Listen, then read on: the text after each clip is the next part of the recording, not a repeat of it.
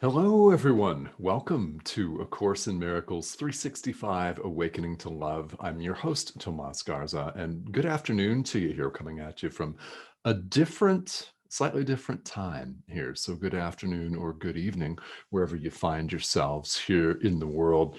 It's just after 2 o'clock here, Arizona time, and that's in North America.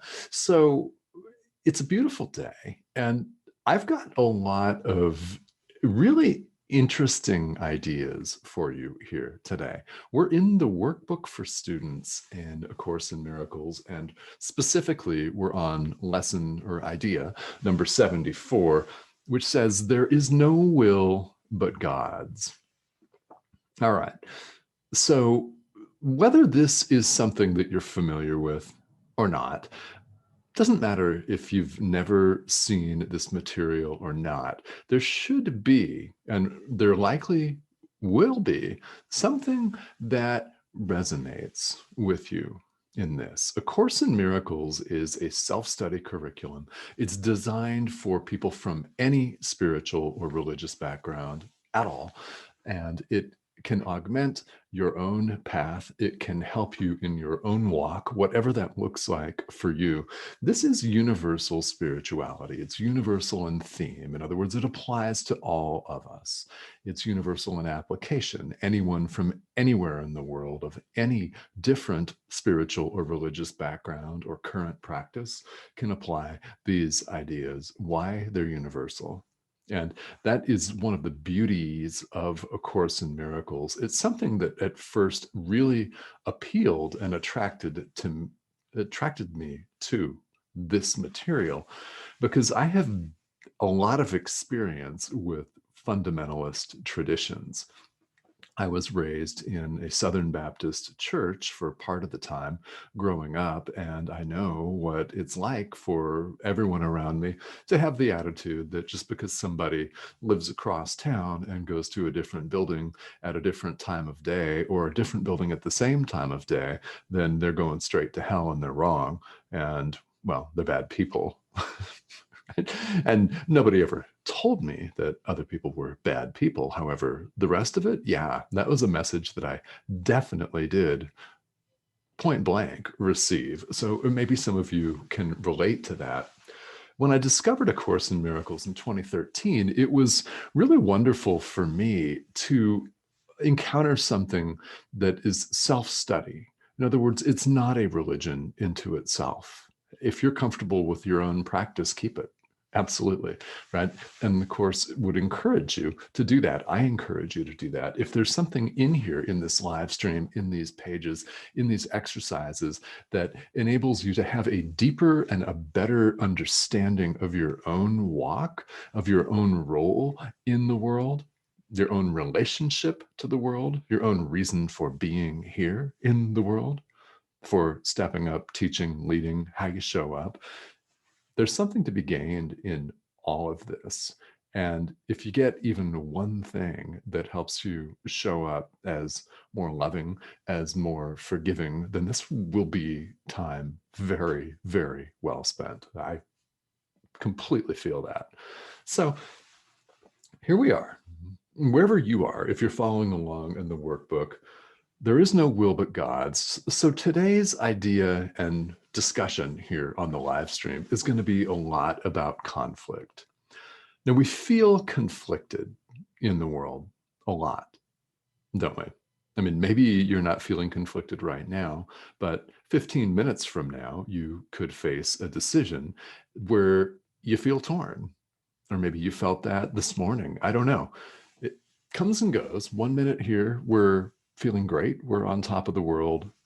Then we feel terrible. Great, terrible, great, terrible. Typifies human life. This is our experience. Our times of great joy don't last. And happily, neither do the times of great sorrow. Now, it may feel like it at the time, but we're all having this yo-yo experience from highs to lows and back again. And it seems like we're in conflict a lot. You may not feel like you're currently in conflict with another person, and that's That's great. If you're not, maybe you are. But often we're at conflict with ourselves internally in our own minds, where we're torn between different decisions. Maybe it's torn between a couple of different options, or maybe it's dozens of different options. Now, maybe it's as benign as walking the produce section of a supermarket and not knowing what to pick up for dinner and having 50 different options, right? Maybe that is the conflict. Or maybe it's something a lot more serious. I mean, maybe you're having a legitimate relationship conflict. Maybe you're in the middle of a breakup, or you're contemplating how to end a relationship. Maybe that's going on. Maybe somebody just ended a relationship with you. So there's varying degrees, or so it seems, here in the world of conflict. But that is something that seems really, really constant in our experience, doesn't it? A sense of conflict. So when A Course in Miracles asserts something as bold as there is no will but God's, it's coming from the standpoint of absolute or ultimate truth. In other words, the ground of all being, the truth of what is and who we really are, which we don't ask ourselves in common everyday life. Who am I, right?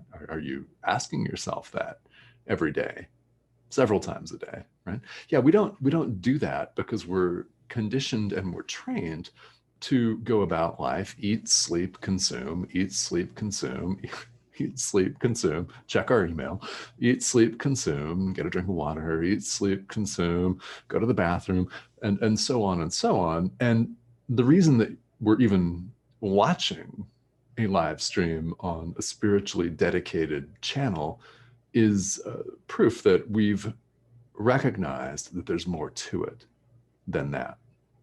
There's more to it than just what we're shown in the world. There's more to it than what we're given as a model life by television, by the internet, by society, by the media. There's more to it than that. It's deeper. It's deeper. And a spiritual path is the number one search for that depth. And it's the discovery as you go along that it's always been right there within you, waiting to be rediscovered. That is the way that spirituality works for us here in the world, is we're unlearning old habits that are blocking our experience of the divine, of who we really are. Now, when we say there is no will but God's, the closest thing that we can come to in words to ultimate truth is just saying God is, period. God is. That implies that nothing else truly exists. So we definitely have a free will. So if there is no will but God's, then our will is the same as God's. His doesn't supersede ours and squash ours to nothingness. And it's not like that because it's not separate.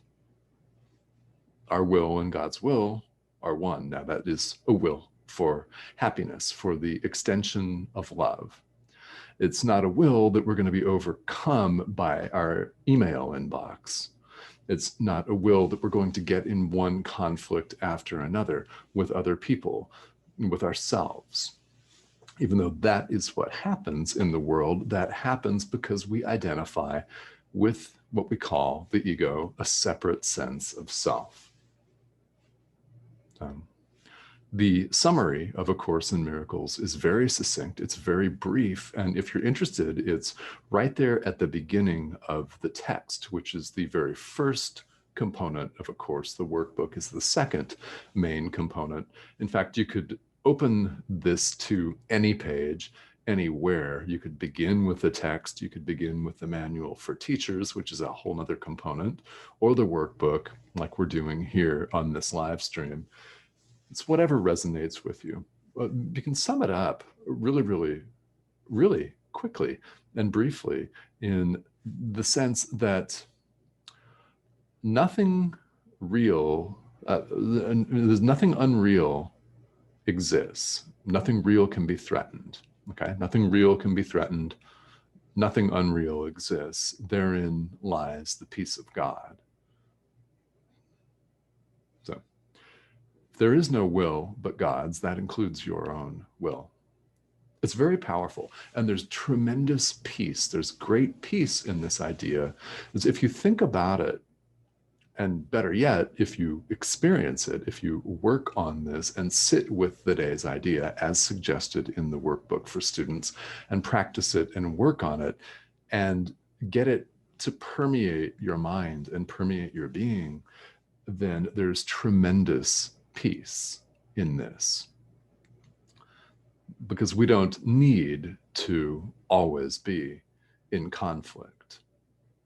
We don't, especially with ourselves, we don't need to always be second guessing ourselves. We don't need to feel inadequate. We don't need to feel like we're running around with a tremendous sense of lack, like a gaping hole in our lives. We don't need to do that.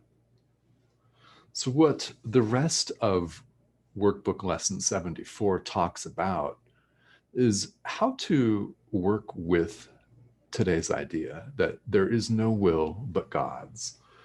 And it really does involve our carving out a little bit of time. It can be as short as 10 to 15 seconds, actually, just to repeat the day's idea. Or it can be also, they've suggested a couple of longer practice periods. So whatever that looks like for you, there is no will but God's.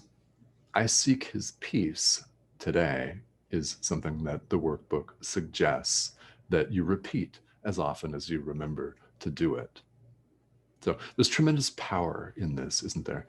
I remember feeling a tremendous sense of personal power and relief the first time I heard this idea. It resonated with what I felt and what I deep down knew in my gut to be true. It was not what I was told in a Southern Baptist church growing up. I was not taught in any way that my will and the will of God were one and the same. That never occurred, I don't think, to very many people. I mean, it occurred to me throughout the years that I went to that church. But when I rediscovered it and saw it in print, and more importantly, felt it, did the practice exercises and began to incorporate that into my life, I really felt powerful. And I hope that you may feel that too. If you've done that already, then you'll know what that feels like to have a tremendous sense of relief and a tremendous sense of peace going with you wherever you go. And not saying that we're not going to fly off the handle.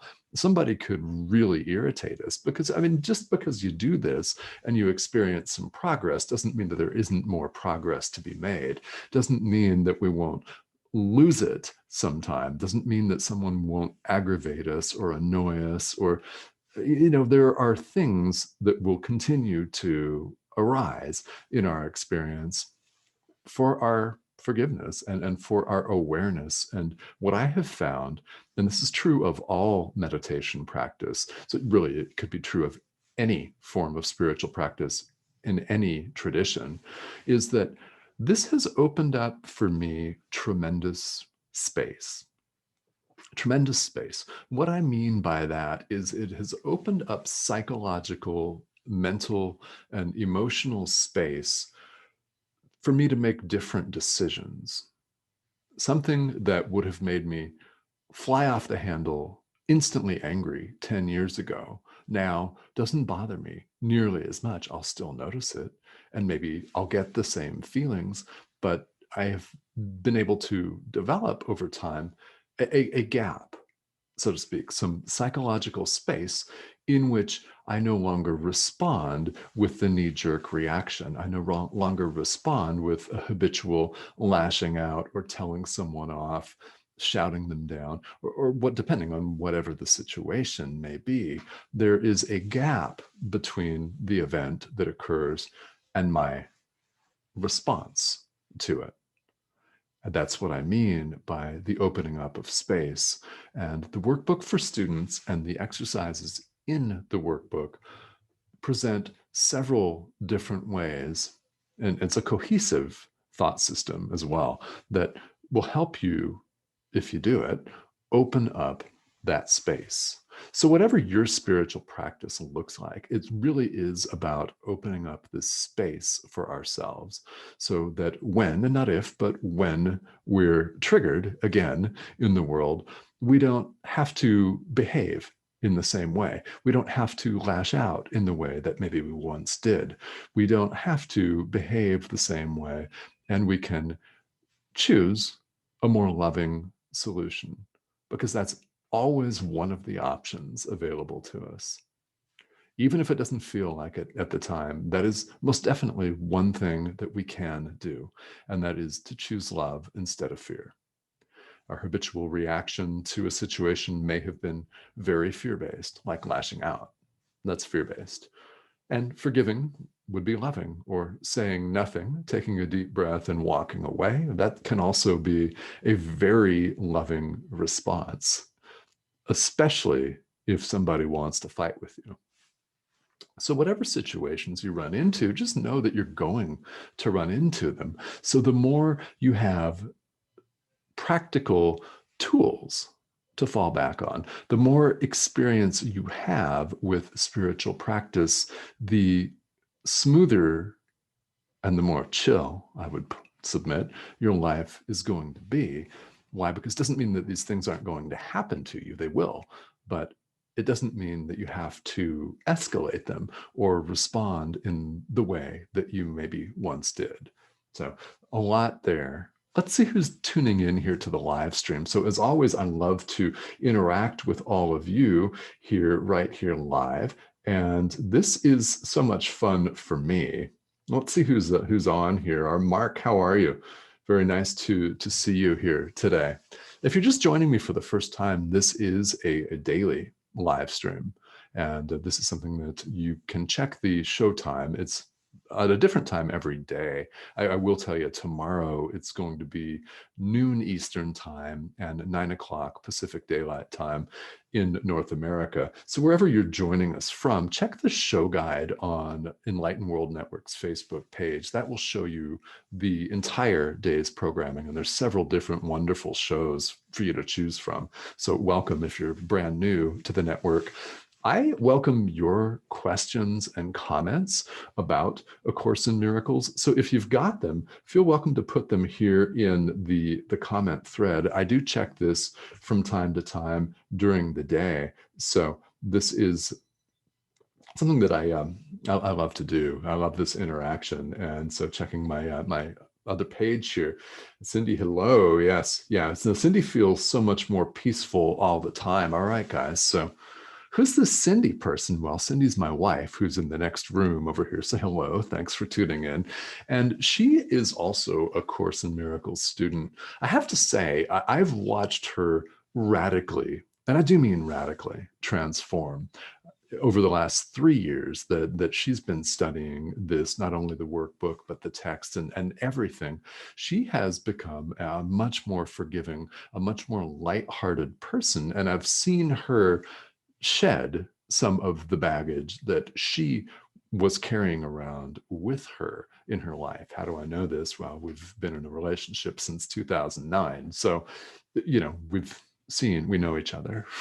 We've seen stuff. Yeah. And she has a lot less of that stuff. And how has this changed her? Well, it's enabled her to step into her natural leadership capacity. And she's very charismatic. She is a leader of a large business organization. And this has helped her a lot. And forgiveness is so critical. It's a critical component of all this. And that's it's one of many ways that we can really step up and choose love in our lives. So thank you all for tuning in. Again, I will see you back here tomorrow. This is a daily live stream. So tomorrow at noon Eastern, right here on Enlightened World Network. And thank you all very much for joining me. Have a beautiful